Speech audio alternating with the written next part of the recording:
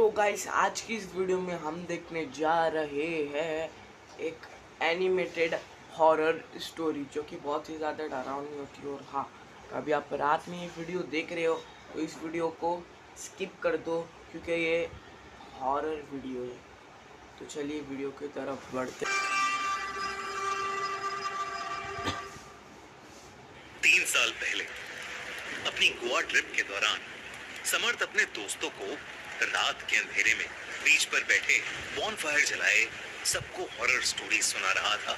तब उसके एक दोस्त ने उसे एक चैलेंज दिया, गोवा के सबसे हॉन्टेड माने जाने वाले घर के अंदर अकेले जाकर उसकी फोटो खींचने का चैलेंज। गोवा का वो हॉन्टेड हाउस था दी मेलो हाउस। लोगों के मुताबिक ऐसे चैलेंज लेकिन लेने का ही क्यों? तभी आपको पता है भाई अपन थोड़े हॉरर जगह पर बैठे ले, ऐसे चैलेंज मत लो।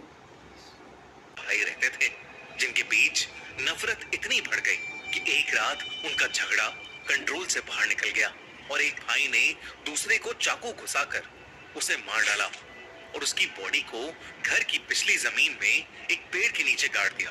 कहते हैं कुछ समय बाद दूसरे भाई की भी मौत हो गई। लोग मानते हैं कि जिस भाई की मौत उस घर में इतनी बेरहमी से हुई थी, उसकी भटकती हुई आत्मा ने ही अपने भाई से अपना भयानक बदला लिया था। कुछ लोग ये भी कहते हैं कि उन दोनों का झगड़ा कभी खत्म ही नहीं हुआ और उनकी आत्माएं अभी भी वहीं कैद हैं। पर 19 साल का समर्थ ये कहानी सुनकर और एक्साइटेड हो गया। उसने हंसते हुए अपने दोस्त का चैलेंज एक्सेप्ट तो कर लिया, लेकिन उसे बिल्कुल अंदाजा नहीं था कि वो एक ऐसी खौफनाक जगह पर जा रहा है जहां मौत उसका इंतजार कर रही है। समर्थ अपनी स्कूटी लेकर अकेला उस घर के रास्ते पर निकल गया। जैसे ही घर पास आने वाला था, उसे महसूस हुआ कि आसपास का माहौल धीरे धीरे बदल रहा है। हवा बेहद ठंडी हो रही है और पास का जंगल एक अजीब सी खामोशी से भर गया है। समर्थ को अजीब सी बेचैनी महसूस हो रही थी। सबसे हॉन्टेड घर के सामने खड़ा था दी मेलो हाउस, एक पुराना और टूट चुका पोर्चुगीज स्ट्रक्चर जो पहली नजर में ही इतना डरावना लग रहा था जैसे वो बस खाली घर नहीं बल्कि कई मनहूस शक्तियों का ठिकाना हो। एक ऐसा घर जहां से मानो कई डरावनी आंखें समर्थ को देख रही हों। ऐसा लग रहा था कि वहां का वक्त कई साल पहले ही रुक गया था। घर के ऊपर एक झुकता हुआ पेड़ और भी ज्यादा डरावना लग रहा था, जिसके तने पर अजीब से खरोंचों के निशान थे, मानो किसी ने उसे नाखूनों से कुरेदा और उसकी जड़ें दीवार के अंदर घुसकर घर को तोड़ रही थी। उसे देखकर ऐसा लग रहा था कि न जाने वो घर कितनी जाने निगल गया होगा। समर्थ धीरे से गेट क्रॉस करके घर के अंदर गया और उस मोमेंट पर उसने महसूस किया कि एक अजीब सा भारीपन उसके सीने पर बैठ गया है और उसे अब सांस लेने के लिए भी एफर्ट करना पड़ रहा है। उसे वहां किसी चीज के सड़ने की बहुत बुरी स्मेल आ रही थी, जैसे कोई जानवर अंदर भरा पड़ा हो। हॉल की दीवारों पर अजीब सी कार्टून्स बनी थी। उनके चेहरे बिगड़े हुए लग रहे थे और आंखों की जगह काले धब्बे थे। ऐसा लग रहा था कि घर के सारे कार्टून्स जैसे समर्थ को ही देख रहे हैं। समर्थ ने जैसे ही अपने मोबाइल का भाई ये कार्टून दिख रहे हैं तुमको कैसे कार्टून दिख रहे हैं? साफ पता चल रहा है कि किसी को डराने की कोशिश करी जा रही है। भाई कार्टून कैसे कार्टून? सेल्फी कैमरा ऑन किया, ये क्या घबरा उठा। उसे कैमरे में दो परछाई बिल्कुल अपने पीछे दिखी, जैसे कोई उसके बिल्कुल पीछे खड़ा हो। उसने तुरंत मुड़कर देखा, लेकिन वहां कोई नहीं था। सिर्फ एक लंबा कॉरिडोर था जिसका अंत अंधेरे में खुल रहा था। तभी उसने एक जोर के गुर्राने की आवाज सुनी, फिर एक और भयानक चिल्लाने की आवाज आई और उसके तुरंत बाद एक दर्दनाक चीख और फिर अचानक दो आदमियों की आवाज सुनाई देने लगी जो एक दूसरे पर चिल्लाते हुए लड़ रहे थे। समर्थ को अपनी लाइफ में पहली बार रूह कपकपाने वाला डर लगा। उन झगड़ों की आवाजें सुनकर उसने सोचा कि शायद वो भाइयों वाली कहानी सच है। वो जल्दी से फोटो खींच के निकलना चाहता था, लेकिन उसका फोन जो अभी फुल्ली चार्ज था एकदम से बंद पड़ गया। ये देखकर समर्थ ने वहां से फौरन निकलने का सोचा, लेकिन जैसे ही वो घर की एग्जिट पर उस बड़े से पेड़ के पास पहुंचा, उसके पैर मानो जम से गए। उसने भागने की पूरी कोशिश की, लेकिन उसे ऐसा लग रहा था कि जैसे जमीन के अंदर से किसी ने उसे पकड़ लिया हो। उसने धीरे से नीचे देखा और उसका खून जम गया। नीचे एक कब्र जितना बड़ा गड्ढा था और वहां मिट्टी के अंदर आधा धंसा हुआ एक शरीर पड़ा था। वो किसी आदमी का शरीर था जो पूरी तरह सड़कर गल चुका था। समर्थ ने ध्यान से देखा तो वो मैं बोला ना भाई, ऐसे घर में नहीं जाना होता है जो अबेंडेड है, और वो भी रात के समय, और वो इतना हॉरर है, उसकी स्टोरी आपको पूरी पता है, फिर भी आप उसके अंदर जा रहे हो, वो भी तो मत जाओ भाई। चेहरा किसी और का नहीं बल्कि खुद समर्थ का था।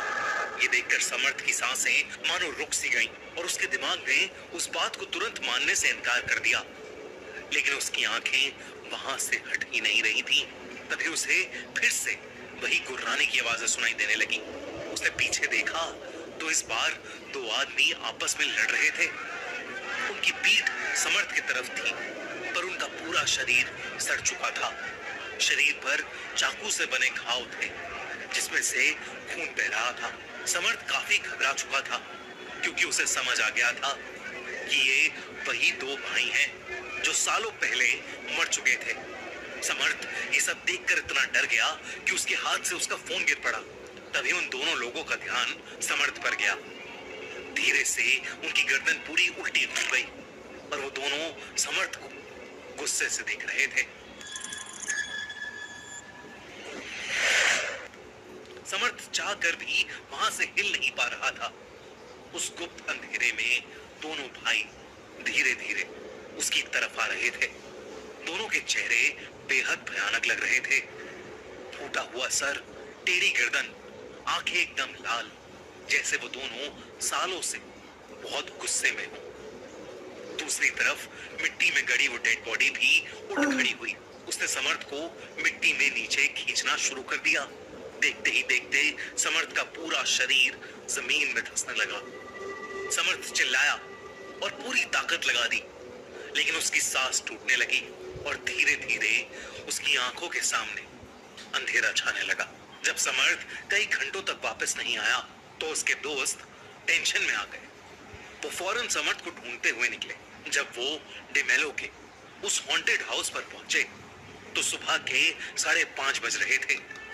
सूरज ऊपर आ गया था और रात का अंधेरा धीरे धीरे हट रहा था। उन्होंने देखा कि समर्थ घर के बाहर मिट्टी में सना हुआ पड़ा है। सबने मिलकर उसे बाहर निकाला। समर्थ की सांसें अभी भी चल रही थीं। कुछ देर बाद जब समर्थ की आंखें खुली तो वो अपने दोस्तों से घिरा हुआ था। उसने पानी पिया और वो अब होश में आ चुका था। उसे यकीन ही नहीं हो रहा था कि वो जिंदा है। उसने पूरा किस्सा अपने दोस्तों को बताया, लेकिन किसी को भी उसकी बातों पर विश्वास नहीं हुआ। उन्हें लगा कि ये सब समर्थ का वहम है। उस घर से निकलते समय जब समर्थ ने फाइनली पीछे मुड़कर देखा तो इस बार उसे क्लियरली दिखाई दिया कि उस घर की विंडो से वही दो भाई सीधे भाई तुमने उसकी आंखों से देखा है तो मानते क्यों नहीं हो भाई? ऊपर से वो बेहोश पड़ा है और अभी भी बोल रहे शायद तुम्हारा कोई वहम होगा।